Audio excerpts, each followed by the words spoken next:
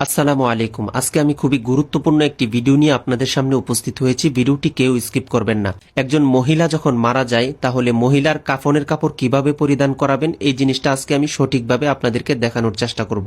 আপনারা জানেন মহিলাদের কাফনের কাপড় হলো 5টি। প্রথমে যে কাপড়টি বিছিয়েছি সেটা হলো চাদর। দ্বিতীয়ত যে কাপড়টি আমি বিছিয়েছি সেটা হলো ইজার। তৃতীয়ত যে কাপড়টি আমি বিছিয়েছি সেটা হলো সিনাবন্ধ। চতুর্থ আমি যে কাপড়টি বিছাবো সেই কাপড়টিকে আরবিতে বলা হয় কমিস। এই কমিস বিছানোর পর আমরা এটাকে খুলে দিব এবং মৃত ব্যক্তিকে আমরা এখানে নিয়ে আসব এবং এই কমিসটাকে সুন্দরভাবে এই মৃত ব্যক্তিকে পরিয়ে দিব ইনশাআল্লাহ। তারপর মৃত ব্যক্তির দেহ থেকে পুরাতন কাপড়টি আমরা সরিয়ে নিব। 5 নম্বরে একটি ছোট্ট রুমাল দ্বারা মহিলার চুলগুলোকে সুন্দরভাবে ঢেকে দিবেন এবং এই কাজগুলো আমাদেরকে খুব সতর্কতার সাথে করতে হবে যেন লাশের সাথে আমাদের কোনো বেয়াদবি না হয়ে যায় এবং কাপড়গুলো উভয় দিক থেকে সুন্দর করে গুছিয়ে নেবেন।